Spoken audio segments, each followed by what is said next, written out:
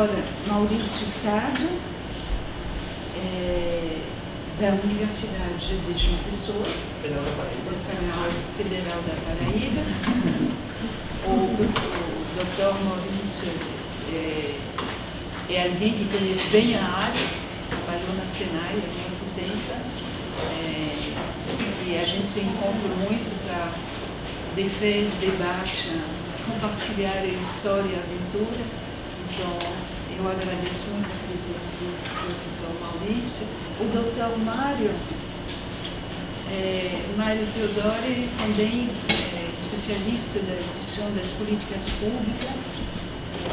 A honra de ter o Dr. Mário também, secretário executivo da questão racial, vice-ministro da questão racial. Dr. Arthur de Trindade, meu querido colega também, muito especialista das questões políticas, mas no que se refere à questão de violência e segurança. Eu acho que no departamento essa questão sociológica das políticas públicas é justamente contemplada a partir dos diferentes olhares. Eu acho que hoje são representados. Então, Marcela Rosa, também companheiro de trabalho, amigo, e alguém que eu descobri também nessa questão dos cruzamentos de refletir sobre movimentos sociais e, ao mesmo tempo, pensar as transformações que isso implica na época atual.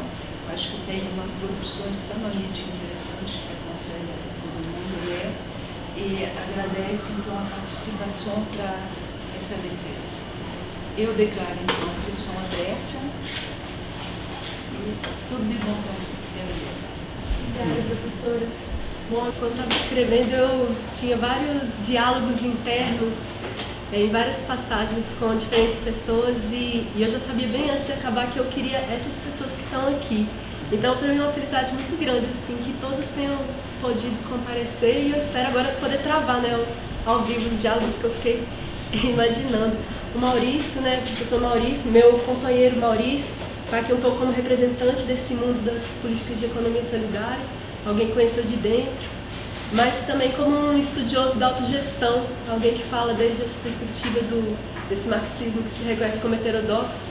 Eu acho que eu me aproximo em vários momentos, mas também me afasto em alguns aspectos que eu espero ter sugerido e espero poder debater e continuar debatendo, porque eu acho que esse debate vale a pena. Assim. Eu sou Mário, tenho muita felicidade de ter tido na minha banca, participei de aulas também, que eu acho que com certeza me abriram portas para muitas das abordagens críticas assim, das políticas de trabalho e proteção social. Aliás, junto com outros pesquisadores vinculados ao IPEC, eu acho que deu para perceber que eu me referencio muito, né, nessa bibliografia. Mas tenho a felicidade aqui também de contar com o vice-ministro, né, secretário executivo de Políticas de Promoção da Igualdade Racial. CEPIR é uma secretaria especial que, por si só, tem uma interface efetiva, né, com as políticas de economia solidária, num desses seus públicos mais em evidência, né, dos povos comunitários tradicionais. Mas eu acho que, além disso, é uma secretaria que eu acho que se confronta no cotidiano com vários desafios que eu tentei sintetizar em relação a essa coisa da transversalidade da gestão pública. Então, para mim, eu tenho muita curiosidade de ouvir um ator que está hoje na linha de frente, assim, desses desafios. Professor Arthur, com quem eu tenho em comum essa trajetória iniciada na ciência política, eu acho que muitos tiques de politólogo, talvez ele entenda, assim. O professor aqui na sociologia tem essa área específica, né, sociologia da violência, que também tem uma interface nessa construção recente aí de um outro paradigma, né, para as políticas de segurança pública, uma coisa potencial aí com as políticas de economia solidária que eu avaliei que ficou aquém até. Mas eu quis muito convidar o professor Arthur porque hoje aqui na UNB é um dos que mais se aproximou dessa literatura de rede de políticas públicas, né? Tem trabalhos técnicos, né, professor? E mesmo na nossa formação da nossa carreira de gestores governamentais. Então, quis muito contar com a sua presença aqui. E o professor Marcelo era o único que eu não conhecia pessoalmente, mas já tinha visto em bancas. Professor que trabalha mais especificamente com os movimentos de luta pela terra, né? Tem também sua interface forte aí nas políticas de agricultura familiar, mas, sobretudo, acho que esse olhar que a Cristiane mencionou sobre as formas de ação coletiva e nas suas relações com o Estado, esse para mim é um tema muito importante, Na verdade, foi a minha entrada nesse campo, foi por aí, depois ampliando, mas eu acho que permaneceu como um eixo central, digamos assim, do estudo. E eu tenho muito interesse assim, em escutar seu olhar, sobretudo essa questão de as especificidades, eu acho, né, no caso brasileiro, no caso latino-americano, que não se encaixam nas teorias mais, né, hegemônicas. Então, agradeço por fim, mas não menos importante, a minha orientadora, minha querida professora, minha amiga. Acho que ela pôde reconhecer nesse trabalho que vários dos caminhos foram abertos por ela, mas me deu também sempre muita liberdade, aqui nervosa, emocionada. Muita liberdade sempre para eu poder trilhar minhas intuições e seguir meus caminhos assim. Então eu tenho muita gratidão a todos vocês mesmo por estar aqui hoje. E em nome dos 3 professores do departamento eu queria agradecer também as instâncias colegiadas da pós-graduação. Eu acho que pela sensibilidade assim de entender que cada um de nós na verdade tem seu tempo e por razões várias, né, no meu inclui até uma filhinha no meio. Mas assim, pude contar com essa paciência e essa compreensão. Então, agradeço. Agora eu vou passar para a apresentação mesmo. Bom, queria dizer que para mim, na verdade, foi um pouco difícil preparar essa apresentação. Primeiro que eu acho falar ainda mais difícil do que escrever. E eu também tentei não ser muito redundante em relação a tudo que eu já tinha procurado costurar nas sessões de síntese, mas, enfim, vou tentar fazer isso aqui, resgatando um pouco dos caminhos que me trouxeram a essa cara final que o trabalho ganhou, mas iluminando também os principais pontos. Talvez eu possa falar em hipóteses, né? Eu não cito muito essa nomenclatura aí, mas sem dúvida existe uma série de elementos, de ideias que foram sendo sistematicamente defendidos, reforçados ao longo do trabalho. Então o trabalho nasce aí dessa vontade de, primeiro, registrar de uma forma mais sistemática essa experiência de construção de políticas do governo federal a partir da inserção desse tema da economia solidária na agenda pública federal a partir de 2003, procurando identificar os atores interagindo, em quais temas, quais eram os temas de aliança, de conflito, de impasse e tal, quais chegavam a se concretizar, e também ao mesmo tempo avaliar essa experiência tentando trazer um pouco quais fatores que limitaram ou favoreceram essa construção. Então, a proposta foi de um olhar empírico sobre isso que eu chamei dos mitos fundadores, mas enfim, esses 2 pressupostos de políticas de um caráter participativo e transversal. Eu queria olhar um pouco como que isso de fato tinha acontecido. Eu tenho uma tendência, na verdade, pelo próprio tipo de treinamento que eu tive, a olhar para certos elementos da avaliação de políticas públicas. Então, eu acho que a pesquisa teve esses elementos muito principalmente nas dimensões de olhar para os processos de formulação e implementação de políticas, mas bem menos na dimensão dos resultados. Embora tenha, né, um esforço de qualificar aí muitos dados quantitativos que não tinham sido qualificados até aqui, e até outras tentativas que foram ficando pelo caminho, mas realmente eu não dei conta de chegar nessa dimensão, né? Eu acho que para mim chegar nos resultados das políticas teria significado trazer muito mais a voz dos sujeitos atendidos nessas políticas. Isso eu não dei conta de fazer. Eu tive limitações várias, né, até físicas, para dar conta de uma avaliação de tão amplo escopo e em tantos níveis de dimensão. E mesmo assim o trabalho já ficou, parece assustador, né, falar isso, mas eu queria fazer uma coisa maior, né, apesar de que da forma como eu organizei, depois que eu já tinha organizado tanto essa ideia de rede de políticas, não deu muito para não ficar assim, mas ainda assim eu acho que tem vários níveis que vale a pena no futuro serem aprofundados, e lá pelo meio do caminho eu já estava convencida de que isso era um trabalho, na verdade, uma instituição mesmo. Uma instituição que mobiliza uma equipe de pesquisadores.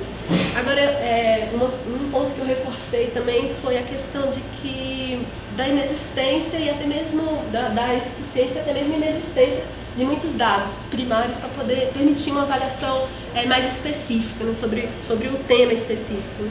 E para mim, para além da pesquisa, isso foi algo que eu acho que contribuiu para algumas questões ligadas à própria materialização e coordenação dessas políticas. Né? Mas enfim, eu fiz o esforço aí de organizar essas informações disponíveis. com essa proposta do olhar empírico. E por outro lado, tentando escapar um pouco também dessa coisa da avaliação de políticas públicas mais tradicional. Aqui eu acho que tem a ver com uma preocupação que eu já trazia, mas reforcei muito ao longo dessa pesquisa, acho que muito mesmo, que essa coisa de que olhar para um campo empírico exige uma coisa de questionar mesmo como está se dando a construção desse campo, sabe? O que está em jogo, quais as posturas que já de alguma maneira enquadram ou não quando você vai fazer pesquisa sobre tal e tal e tal. E eu acho que no caso da economia solidária, das formas de economia solidária, das políticas de economia solidária, isso se torna uma coisa crucial, sabe? Eu acho que tem a ver com essa coisa aí, dessa definição do que chega a merecer ser estudado.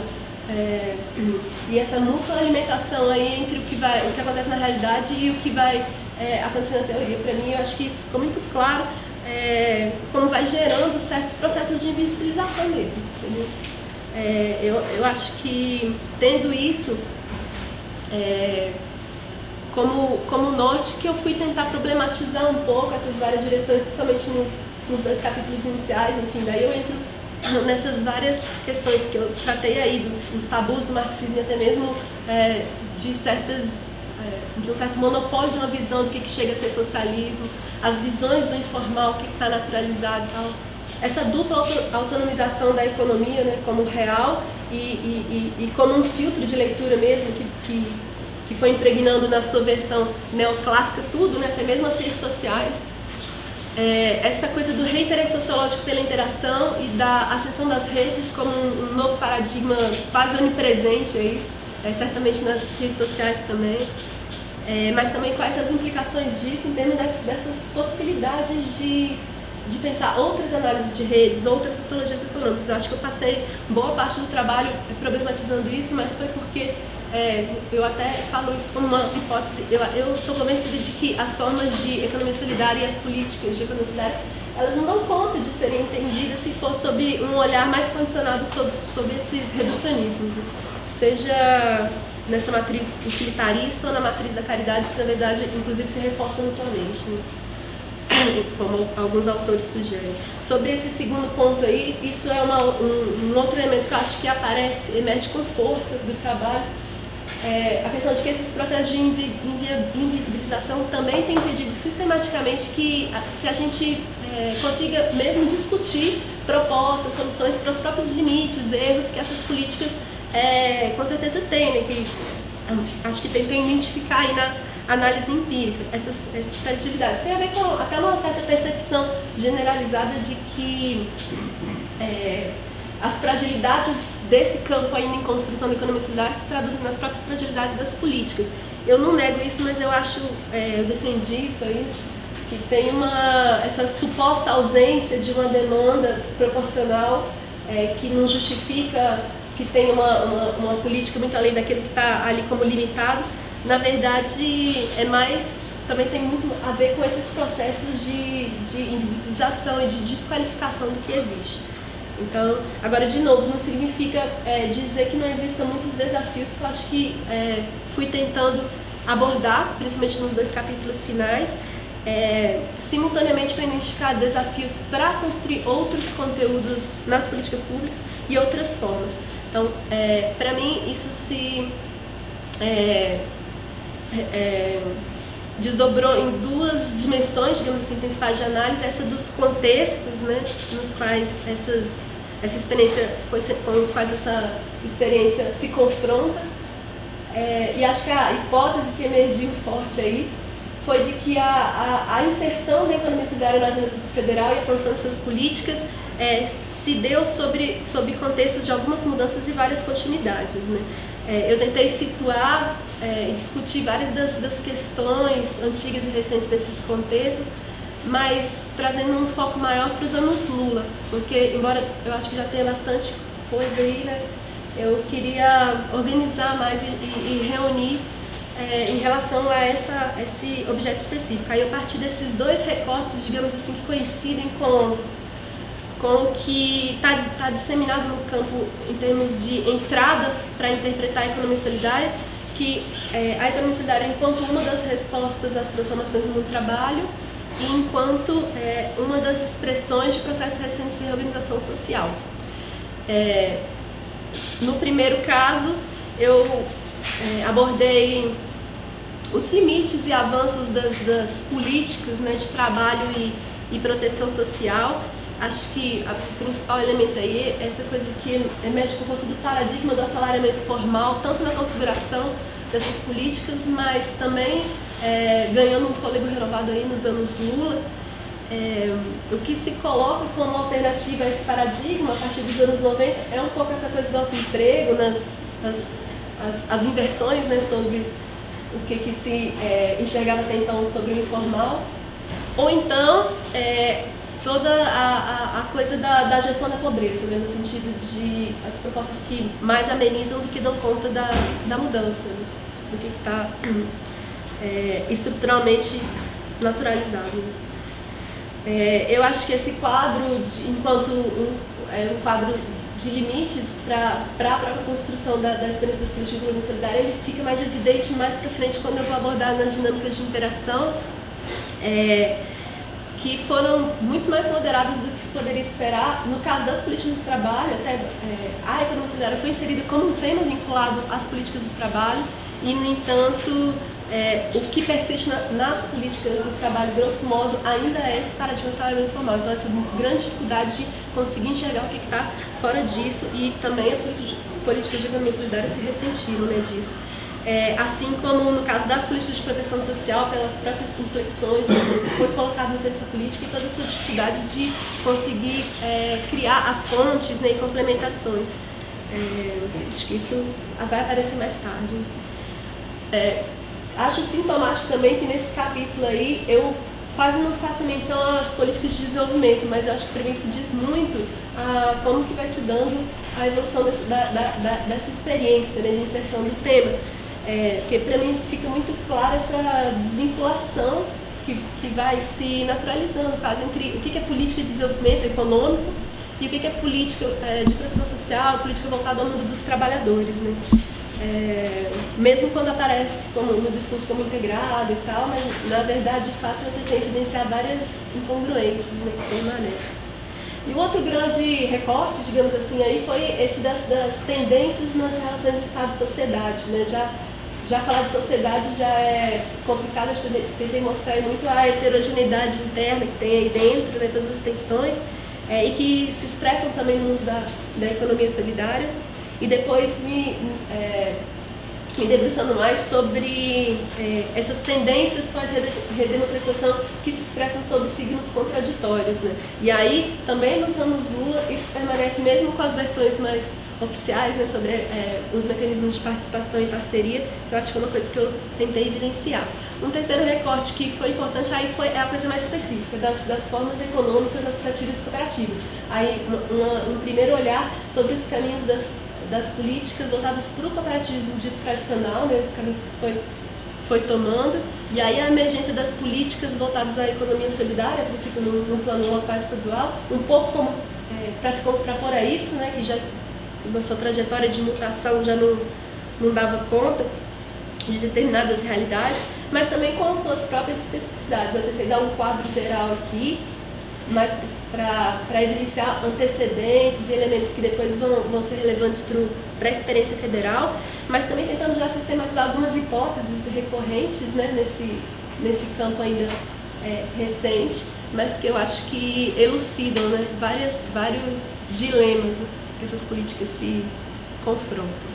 E aí a outra grande dimensão que eu entro são as dinâmicas de interação, né? Essa coisa que para mim, se de fato a participação e a transversalidade colocados aí como pressupostos se materializaram numa rede bem ampla, bem diversificada de relações não hierárquicas entre atores dentro e fora do Estado em diferentes áreas setoriais. Acho que o capítulo 4 foi dedicado à reconstituição empírica dessa rede, tentando identificar e caracterizar os diferentes espaços aí em que as interações em torno de políticas de economia solidária chegavam a acontecer e como aconteciam. Mais ou menos esses espaços correspondem um pouco às próprias sessões que eu tentei dividir. Então, o espaço mais específico das relações entre os atores do Estado e do movimento organizado, de economia solidária. Depois, os vários espaços de interface com outros campos e temas de política. Ao todo, eu entrei em 20 interfaces, né? Onde que eu identifiquei algum tipo de diálogo. Depois, eu achei que fazia sentido um olhar específico sobre as relações no espaço dos debates sobre marco legal. E, enfim, além de caracterizar a própria estruturação e funcionamento do órgão mais central nessa rede, né, que é a Secretaria de Economia Solidária, e que está presente nesses vários espaços de interação. Acho que a ideia da rede apareceu aí para mim como muito pertinente, por isso que eu acabei construindo tudo em torno disso, para entrar nesse campo empírico, né? Mas eu fiz a ressalva também de que pensar em rede simplesmente em termos abstratos não teria significado nada se eu não tivesse considerado os sentidos atribuídos a essas interações. Por isso todo o esforço aí para detalhar e contextualizar em cada espaço os conteúdos e os formatos que foram dando sentido a essas interações. Nessas dinâmicas, então, acho que foi tendo uma convergência em relação a determinados conteúdos dessas políticas, embora com diferenças, né, entre o que vinha de demanda, o que se colocava no desenho formal e o que acabava se transformando em execução de fato, e ao mesmo tempo as formas que essas interações assumem se aproximam e se afastam desses pressupostos maiores aí de participação e transversalidade. Aí, na caracterização mais específica da rede, eu tentei extrair algumas características gerais, eu já estou acabando aqui agora.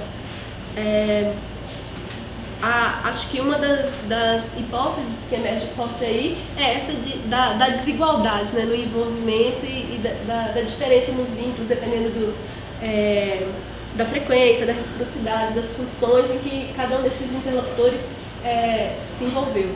Então, eu identifiquei aí os vínculos que eram mais fortes nessa rede, aqueles com maior densidade, centralidade, sobretudo destacando aí aqueles que estavam nesse eixo que eu chamei de criação de canais de comercialização, de relações comerciais diferenciadas, ou então das compras governamentais, sobretudo no nível local, numa interface muito forte com a agricultura familiar e a área de segurança alimentar. E aí esse outro eixo, bem mais heterogêneo, de várias ações voltadas à formação, ciência técnica e incubação, né? Inclusive nos chamados segmentos específicos, né, que se definem mais pelo público e não pelo tipo de ação. Em relação aos vínculos mais fracos nessa rede, que são aqueles onde a interlocução foi mais esparsa, onde a execução, quando chegou a acontecer, foi bem pontual, esparsa, acho que o que eu destaquei foi sobretudo a forte expectativa inicial em alguns casos, que não se verificou, e para mim assim, evidencia muito a natureza incerta dessas relações, né, da própria construção e ruptura de relações. Mesmo com essa natureza incerta, eu tentei extrair alguns fatores que pudessem iluminar, pelo menos nos casos mais estáveis, né, de interação. Então, por exemplo, a questão do entrecruzamento com outros campos também em construção, então estruturas também elas recém-criadas e temas recém-incorporados à agenda federal e que se reforçavam mutuamente com esse campo em construção da economia solidária, ou aqueles campos onde houve um papel de destaque maior da chamada comunidade de especialistas, né?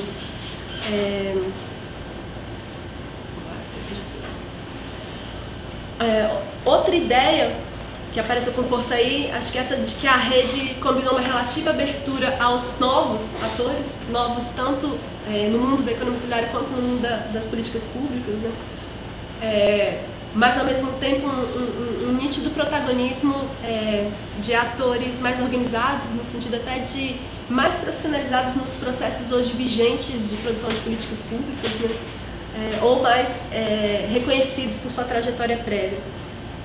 Aqui eu tentei caracterizar os principais tipos de atores, né, em interação, inclusive as diferenciações que iam sendo feitas para dentro e para fora dessa rede, e que é uma categorização que também se alterou, né, com o tempo, alguns atores entrando. E no caso dos atores não governamentais, acho que essa coisa de quem chega a interagir nessa rede apareceu com força, né? Refletindo para mim um pouco desses dilemas que eu tentei tratar lá no capítulo 3 em relação às próprias tendências, né, de relação Estado-sociedade, todos aqueles dilemas ligados a lógica da democracia participativa frente à democracia representativa, estatalização dos movimentos sociais e tal, e todos os desafios, né, ligados à construção de outras formas de fazer política, que deem conta de dinâmicas que são elas muito mais horizontalizadas. Tal. Eu acho que aqui um ponto muito destacado foi a questão de que existem atores mediadores entre as formas de economia solidária, propriamente ditas, e as formas do Estado, né? Acho que apareceu com força aí a coisa de que o acesso direto dos empreendimentos solidários aos recursos e aos processos de políticas públicas foi uma lacuna forte, né? Que foi evidenciado ao longo desse período analisado. Quanto aos atores governamentais, a pesquisa identificou 29 órgãos públicos federais que tiveram algum tipo de interação na rede, né? Embora eu tenha feito a ressalva de que cerca de 12 deles, né, 10 a 12, tenham tido vínculos fracos, ou que a gente podia considerar no máximo moderados.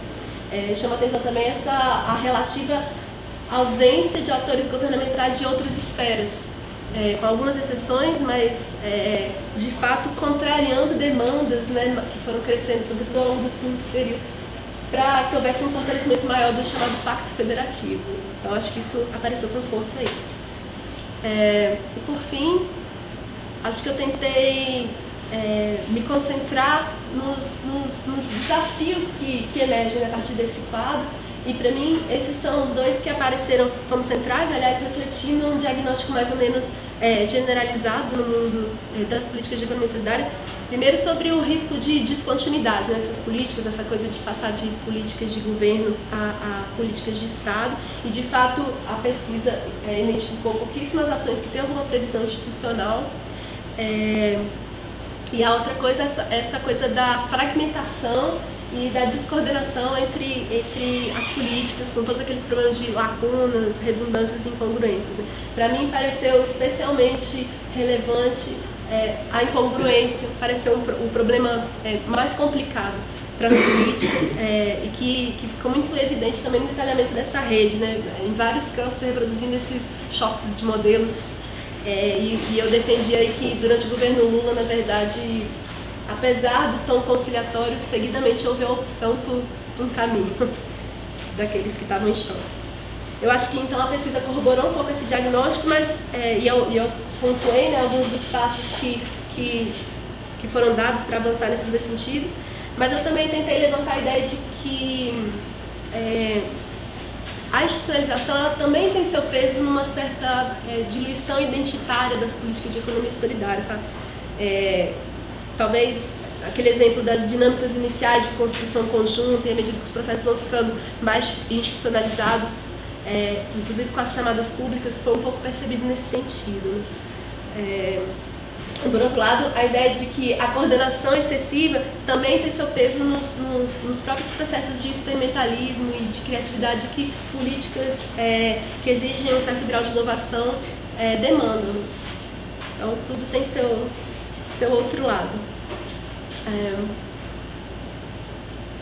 Essa ideia aí de que os dilemas em relação aos espaços institucionalizados da economia solidária, entendendo aqui sobretudo os espaços específicos, né? A Secretaria Nacional e o seu Conselho refletiram o paradoxo de fortalecer um lugar institucional próprio e ao mesmo tempo estar presentes em múltiplos lugares. Para mim, eu acho que isso apareceu muito, particularmente no caso desse interlocutor central na rede, que é a Secretaria Nacional, demandada enquanto lugar de articulação ou de lugar de execução de políticas, e com todas as suas dificuldades de se reconhecer em outras áreas setoriais, não só na área do trabalho, né, mas também em outras áreas.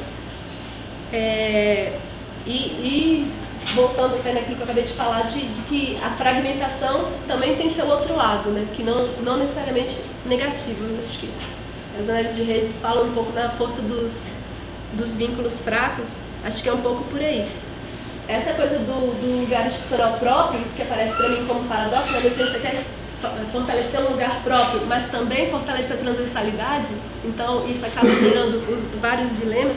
Eu pessoalmente coloquei que não tem nada contra a ideia do Ministério próprio, mas na minha visão como eu defendi, isso não necessariamente ia fortalecer a capacidade coordenadora e alterar esse lugar hoje considerado, digamos, periférico na agenda pública.